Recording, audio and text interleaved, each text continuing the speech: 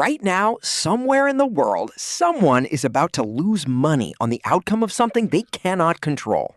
This is one of the oldest impulses we have. You'd assume gambling is a relatively modern habit. A casino floor, a betting app on your phone, maybe, if you're being generous with the timeline, a pair of dice rolled in some smoky Bronze Age market a few thousand years ago. You'd be wrong by about 7,000 years. Because in 2026, an archaeologist named Robert Madden, a PhD student at Colorado State University, published a study that quietly rewrote one of the oldest assumptions in the history of games. For decades, historians treated dice, probability, and gambling as an old-world invention, something that started in the Middle East or Asia, sometime around the Bronze Age, roughly 5,500 years ago. Madden's research suggests that's not even close to where the story actually begins. At the very end of the last ice age, in what's now Wyoming, Colorado, and New Mexico, groups belonging to the Folsom culture, some of the earliest well-documented people in North America, were already doing something that looks unmistakably like gambling. Madden didn't discover these bone objects for the first time. Some had been sitting in collections and records for decades. What he actually did was build a test, a checklist of 4 physical features based on comparing these ancient artifacts to documented dice used historically by Native American communities. If an object matched all 4 criteria, it almost certainly wasn't a random bone fragment or a tool. It was built on purpose to be thrown. Using that test, Madden went through the archaeological record and identified over 500 confirmed dice, plus close to 100 more probable ones, spread across 57 separate sites in a 12-state region. This wasn't one unusual campsite with a strange habit. This was widespread, consistent, repeated across an enormous stretch of land and time. The oldest of them are between 12,200 and 12,800 years old. One possible piece may be closer to 13,000.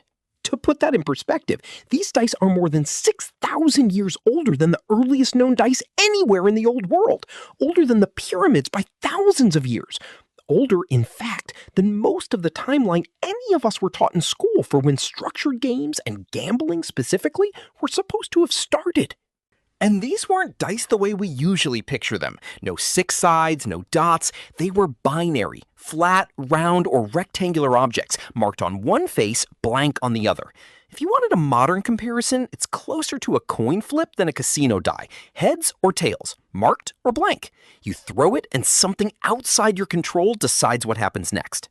But this wasn't just entertainment. According to the research, it may have been something closer to social infrastructure. Here's the part that's genuinely strange and genuinely important. Madden's research suggests these dice games weren't just idle amusement between hunts.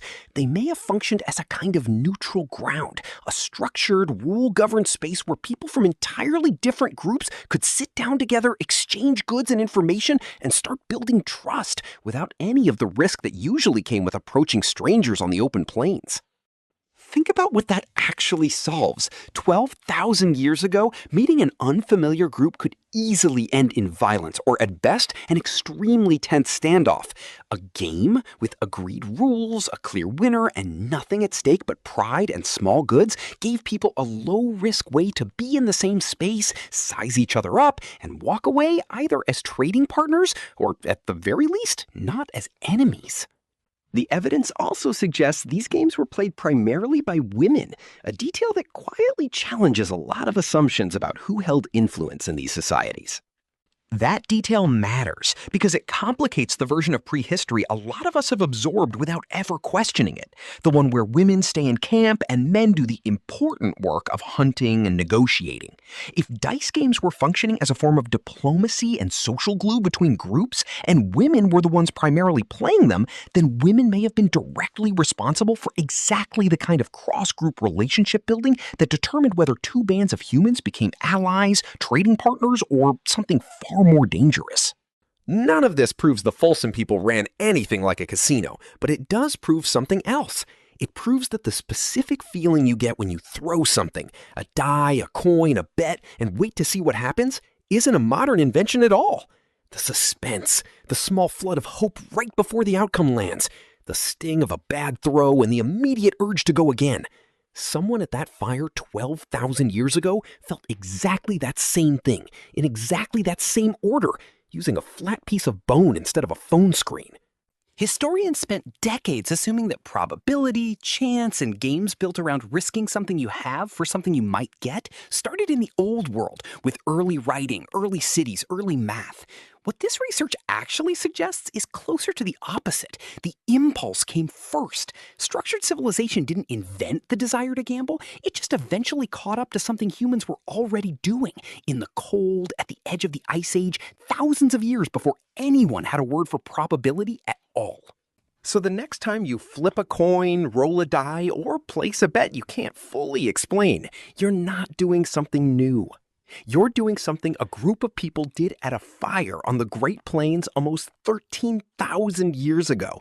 Not because they had nothing better to do, but because even then, a little bit of shared, structured chance might have been exactly what kept two different groups of strangers from becoming enemies. All research and sources are linked below.